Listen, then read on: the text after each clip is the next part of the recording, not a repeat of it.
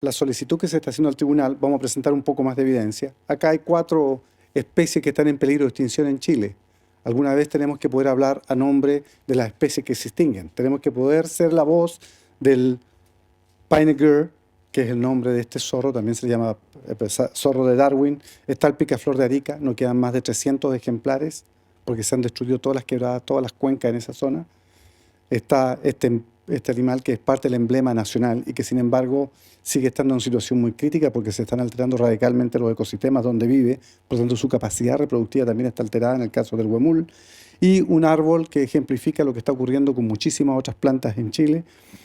Hay solamente 22 pequeñas localidades donde todavía queda el queule, una especie cuyos animales sembraban su semilla, pero esos animales hoy día ya no están. Por lo tanto, es una especie única en su género, única no solamente en su género, sino única en su familia, pero además el queule es el único, está solamente en la zona sur de Chile, no hay otro lugar donde se reproduzca. Muchas de las pequeñas masas de queule son solo un árbol hoy día. O sea, se ven varios árboles, pero en realidad es uno solo que está brotando.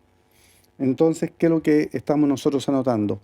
Que esta extensión que comenzamos a observar está ejemplificando el incremento que hemos tenido durante los últimos siglos y particularmente en el último siglo donde Chile ha sido el primer productor mundial de cobre, el segundo o tercer productor mundial de salmón, nos decían, y las implicancias del salmón.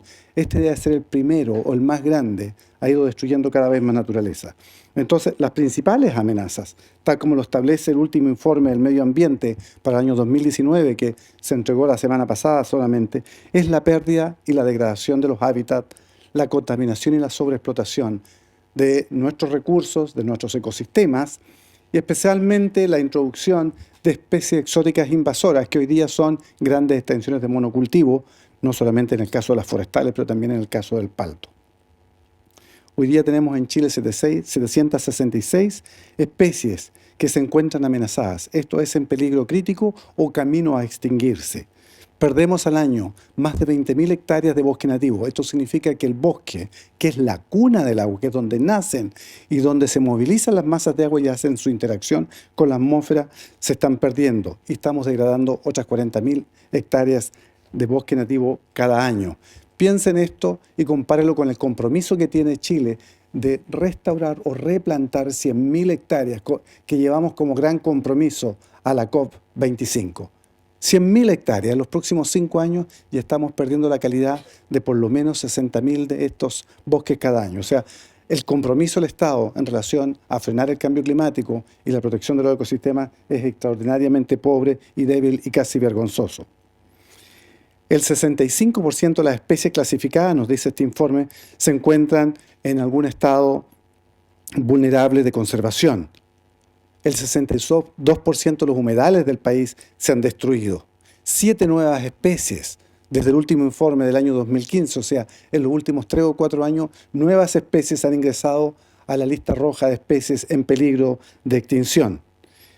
Esta lista sigue creciendo cuando miramos lo que está ocurriendo en las zonas costeras, donde los moluscos están amenazados, los peces de las aguas continentales están altamente amenazados. Ya vimos los datos recientes también de qué es lo que está ocurriendo con las pesquerías comerciales, ni hablar de lo que no vemos. Lo que no vemos probablemente es la parte más importante de la estructura de la vida. Son aquellos seres que hoy día no están reportados en ninguna lista. No hay ningún reporte, por ejemplo, de protozoos. No hay ningún reporte de bacterias. La estructura de los suelos, la estructura de la vida, la conectividad de los suelos, la estructura de la vida está ocurriendo bajo tierra. Es invisible usualmente a nuestros ojos, pero allá aquello no se está midiendo, no se está evaluando de la misma forma que no estamos entendiendo qué es lo que está ocurriendo con el zooplancton en el mar. Los estudios sobre el zooplancton son mínimos, particularmente diatomeas. Si nosotros analizamos cuántos estudios hay en Chile, cuántas nuevas diatomeas hemos identificado en los últimos 10 años, nos damos cuenta que no estamos entendiendo qué es lo que está ocurriendo a la base de los ecosistemas que nutren todos los sistemas de apoyo vital en el planeta. El Código de Agua, que ha sido uno de los focos de nuestra preocupación, nos muestra que todos los sistemas de renovación de la naturaleza que están basados en el agua, que es el gran conector, simplemente han ido disminuyendo en cantidad y en presencia. Esto lo mencionó recién Camila, la mayoría de las cuencas están viendo reducir sus caudales. Y hoy día se lo explica con una frase muy simple: cambio climático. ¿Qué podemos esperar? Pero no solamente la disminución de las lluvias, tenemos un mecanismo para crear sequías, lo vamos a ver enseguida. Entonces, el agua, como lo hemos visto, por normativa en Chile se transforma en una mercancía, y cuando algo es una mercancía y puede inflar el bolsillo de algunas corporaciones, de algunas empresas, lo que va a ocurrir es simplemente que el agua deja de ser un bien común y deja de ser la esencia de la vida. No voy a parar más en las características del Código de Agua, pero lo que sí podemos decir es que el Estado ha dejado su rol regulador. Y por lo tanto, al no tener un rol regulador en proteger ecosistemas críticos y funciones críticas dentro de los ecosistemas y transformar el agua en mercancía, lo que estamos ignorando es más grande que lo que estamos viendo. O sea, no estamos viendo las múltiples interacciones que tiene el agua con la atmósfera, que tiene el agua con el suelo, que tiene el agua con la vegetación y con los océanos, y cómo a través del agua se conecta la montaña, sus minerales y toda su trayectoria geológica con las costas, en los deltas, los estuarios, que son donde se vuelve a recrear la vida durante cada día del año. Y eso lo hemos perdido cuando construimos represas o alteramos radicalmente el curso de los ríos. Tratemos de imaginarnos cómo este código es nefasto incluso con las modificaciones del año 2025. Ahora se puede proteger el caudal mínimo ecológico de un río en las nuevas asignaciones de aguas superficiales, que prácticamente ya no queda ni siquiera el 5% del agua de los ríos que no haya sido entregada a propiedad. Traten de imaginarse quién de nosotros puede funcionar con el 20% de su sangre. ¿Cómo nos veríamos moviéndonos con el 20% de la sangre en nuestro cuerpo? Bueno, eso es lo que le estamos pidiendo a los ríos cuando decimos que el caudal ecológico mínimo hay que salvaguardarlo como una forma de protección. Entonces, no necesitamos más reformas al Código de Agua. Lo que necesitamos es una nueva Constitución y un nuevo Código de Agua, porque este no protege los servicios ecosistémicos. Es más, fragmenta las cuencas. La cuenca superior, sección 1, sección 2, sección 3, no dialogan entre ellos. No hemos adoptado una estrategia nacional de gestión de cuencas. Al contrario, lo que hemos hecho es simplemente fragmentar cada sección del río y asignar derechos de agua por secciones a individuos o corporaciones sin ver la continuidad que estos deberían tener. Acá en Chile se habla ahora de que estamos declarando 56 comunas con decreto de escasez hídrica. Bueno, deberíamos declarar casi todo el país en saqueo hídrico, porque eso es lo que efectivamente ha estado ocurriendo. No solamente tenemos 111 comunas bajo decretos de emergencia, sino que hoy día se anuncian medidas que van a acelerar la desertificación, construcción de más embalses que van a alterar los ríos, más profundización de los pozos, más profundización de pozos y más camiones de aljibe. Esas son las respuestas que acaba de dar a inicios de septiembre el gobierno para enfrentar la sequía. Ninguna de ellas atiende las causas graves de deterioro y alteración de los ecosistemas. Los ríos de la zona norte ya no llegan al mar o llegan muy ocasionalmente. Por lo tanto, los estuarios no cumplen su función. ¿Qué nos queda entonces? Anunciar y pedir y solicitar a este tribunal que podamos tener un plan nacional de restauración de los ecosistemas. Tenemos que repensar la economía con las comunidades locales, la relocalización de la economía, porque si no derogamos el Código de Agua, si no tenemos una nueva legislación que permita salvaguardar el ciclo del agua, vamos a seguir creando estas famosas, le llamamos nosotros secano costero, esta cordillera de la costa con 4.300 millones de años que tuvo una maravillosa estructura vegetacional endémica única por sus 460 millones de años de trayectoria, y que hoy día le llamamos el secano costero porque no queda nada, porque la madera se usó para producir metales o se utilizó para otros fines. Con esto estoy terminando. La idea es que en esta nueva perspectiva pensemos en que los ríos tienen que llevar el mensaje de la montaña hasta el mar, que tiene que haber este continuo. Si frenamos este continuo, lo que hemos hecho es frenar la evolución de la vida en el planeta, y por lo tanto solo tenemos como propuesta reconstruir y crear una nueva economía que no es probablemente exportadora de materiales, sino que es exportadora de nuevas rebeliones. Rebeliones frente al machismo, rebeliones frente a la opresión y rebeliones frente a la necesidad de no estar formateados y abrir nuestros cerebros para ser una parte más integral de la naturaleza, y probablemente la biomímica como un eje central y la relocalización de la economía como un eje central para la creatividad y la educación. Muchas gracias.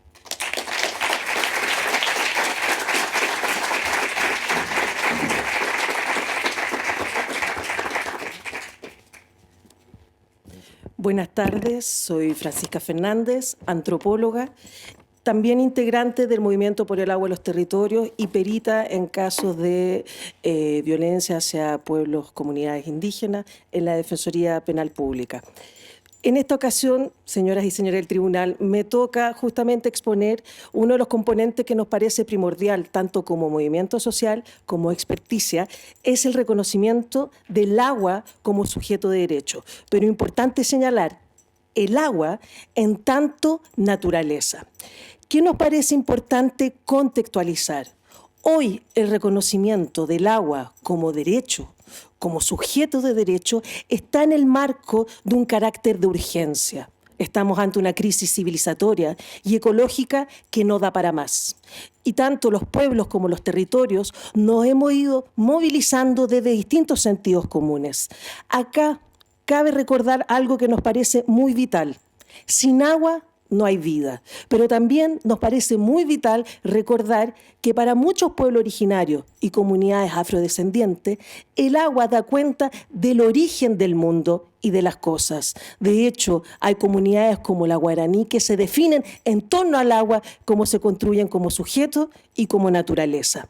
Respecto a eso, nos parece que lo que nos encontramos en Chile es un proceso absolutamente de ecocidio, a través de la privatización histórica que se ha hecho del agua. Con el Código de 1981, lo que vemos es la consolidación de una violencia estructural. ¿Qué violencia estructural? La privatización de todos nuestros bienes comunes, la salud, la educación, el agua, la previsión social. Pero por otra parte también una violencia estructural arraigada en una violencia sobre la naturaleza. Y en este sentido nos parecía muy importante también recordar ciertos componentes históricos de la falsa dicotomía que la modernidad y pensamientos occidentales han establecido entre naturaleza y cultura. Entendemos que el extractivismo es absolutamente un sostén colonial y en ese sentido se nos ha instaurado la idea de una oposición y diferenciación de la naturaleza, como si la humanidad no fuéramos parte de la naturaleza o como si los seres vivientes no fueran parte de nuestros espacios comunitarios. Es así que desde la colonia se instaló la idea de que la naturaleza era el horror, lo desconocido, el caos, lo salvaje, lo indio, pero sobre todo también el ser mujer.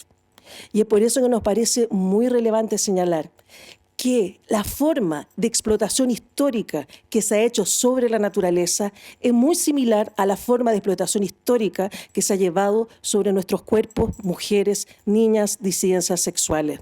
Es por eso que se instauraba la idea de la naturaleza como oposición a la cultura, a la civilización, al orden, a lo masculino. Aquí podemos ver algunas gráficas de la idea de esta América indómita, salvaje, femenina, que también fue una excusa iconográfica para generar saqueo sobre los territorios. Entonces, esta forma de construir y de relacionarse con la naturaleza desde estas modernidades coloniales ha establecido a la naturaleza como un ser explotado, de conquista y de control. Pero también hemos establecido en otros ámbitos como un bien de consumo, como de belleza. Y eso también somos bastante enfáticas e enfáticos. Si vamos a defender la naturaleza, las aguas, los animales y las plantas, no será por belleza, ni siquiera por la contribución ecosistémica, sino porque entendemos que es una defensa de la vida en tanto garantía de la naturaleza en sus distintas expresiones, porque creemos que algunas veces estos discursos esencialistas de lo bello o de lo útil corren riesgo de sacrificio de otros ecosistemas que no entrarían en el paradigma del utilitarismo. Frente a eso, tenemos distintos elementos que nos parecen interesantes. Primero, el agua se convierte en un horizonte tanto político-cultural de los pueblos originarios. Y es por eso que entendemos el agua como sujeto además político, donde hay una serie de agenciamientos respecto a la toma de decisiones del equilibrio de los ecosistemas. Es así que en Chile estamos absolutamente lejanos de esta posibilidad. Estamos insertos en un contexto de crisis hídrica que está vinculado con, por una parte, el acaparamiento de los derechos de agua, dado por el Código de Agua, pero también con procesos de usurpación. Nos parece muy relevante señalar esto, ya que no solo nos encontramos con la privatización del agua, sino absolutamente con el robo. Respecto a esto, nos parece muy interesante y muy relevante señalar la relación entre agua, tierra y territorio. El agua es parte de la construcción de la identidad de las comunidades. El agua es parte de los sentidos, los significados y la forma de vincularnos con el espacio. Y además, señoras y señores de tribunales, nos parece fundamental reconocer el carácter multidimensional del agua.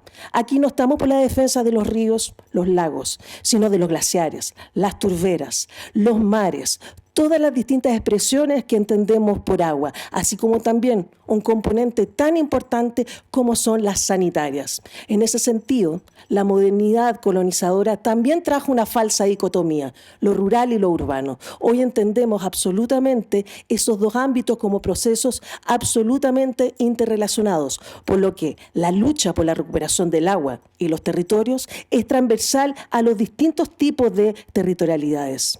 Entonces, señoras y señores del tribunales, ¿cuáles son las medidas que nosotros queremos? Aquí creemos fundamentalmente que se debe construir una alternativa al tipo de modelo, matriz energética productiva que se ha generado. Y nos parece relevante en esta apuesta recuperar ciertos elementos de la naturaleza en tanto parte de la comunidad, en tanto parte del sistema comunitario. Y en ese sentido, no nos interesa su reconocimiento como sujeto político desde una representación ajena, o sea, como ser en sí mismo, donde tendremos que ver las distintas formas de generar hablas y cercanía. Es por eso que necesitamos reconocerlo. Recuperamos también la memoria ancestral de, por ejemplo, comunidades andinas, donde ser parte del ayu, de la comunidad, como en el caso del norte de Chile, Aymara, Licanantay, Quechua, Coida, Diaguita, reconocen tanto los seres vivos, los espíritus, los muertos, las plantas y los animales como parte de la comunidad. Es por eso, cuando una comunidad es fiesta, también está de fiesta sus ríos, también se les cuida y también se les protege. Es desde ese lugar que estamos haciendo la reivindicación. Entonces, ¿qué es lo que nos parece absolutamente relevante? Queremos una nueva constitución vía asamblea constituyente, porque entendemos que la única forma de derogar el Código de Agua es la generación de un nuevo código, de un nuevo cuerpo normativo en que los distintos pueblos, comunidades, territorios estemos presentes. Y por eso definimos como plurinacional. También una mirada antipatriarcal, porque como señalamos, el extractivismo ha estado enraizado en economías masculinizadas, que han estado vinculadas a la degradación de las tierras y de las vidas de las mujeres. Y en ese sentido tenemos propuestas. Queremos una gestión integral de cuenca desde un ordenamiento territorial que esté pensado desde la propia lógica de cuenca, y no solo desde preservar el consumo humano, sino sobre todo el preservar los ecosistemas. Es así que, por ejemplo, si pensamos el río Biobío, tendríamos que pensarlo desde el Alto Biobío hasta lo que es la península de Hualpén, una mirada integral donde las distintas comunidades, localidades estén dialogando de cómo pensar los flujos del agua. Por otra parte, nos parece fundamental en esta relación finalizar con la criminalización histórica que se está realizando a distintas comunidades de mujeres, hombres, niñas y niñas que se han estado movilizando. Es así que el 2016 fue asesinada Macarena Valdés en territorio mapuche, Tranguil, por rechazar la construcción de mini hidroeléctricas de paso a mano de RP Global, hoy llamado RP Arroyo. Es así que la hermana Quintremán durante los 90, el primer gran proyecto extractivo en esta democracia pactada en contra de la empresa Ralco, también fueron criminalizadas. Y así sucesivamente podemos ver cómo las distintas comunidades y localidades se van movilizando en este sentido. Entonces, ¿qué pedimos? Restauración ecológica. Creemos que la única real posibilidad de reconstruir un ámbito en equilibrio con la naturaleza del agua parte por la desprivatización, pero también parte necesariamente porque el Estado se haga responsable de la opresión histórica hacia la naturaleza y los pueblos, territorios y comunidades que habitamos y dialogamos con esta a través de esta propuesta. Restauración ecológica. ¿Cuál es la posibilidad? Desgraciadamente, desde el derecho positivo actual, ninguna. Creemos en la posibilidad real de un pluralismo jurídico emancipatorio, donde entendamos que el reconocimiento de la naturaleza requiere otra forma de entender los sistemas normativos. Entender que el AINI, por ejemplo, en la comunidad andina, la reciprocidad entre los seres humanos y la naturaleza, es la forma de construir orden, es la forma de construir comunidad. Quisiera terminar con una frase que me parece gráfica. Pachamama, no los perdones, porque saben lo que hacen. Gracias.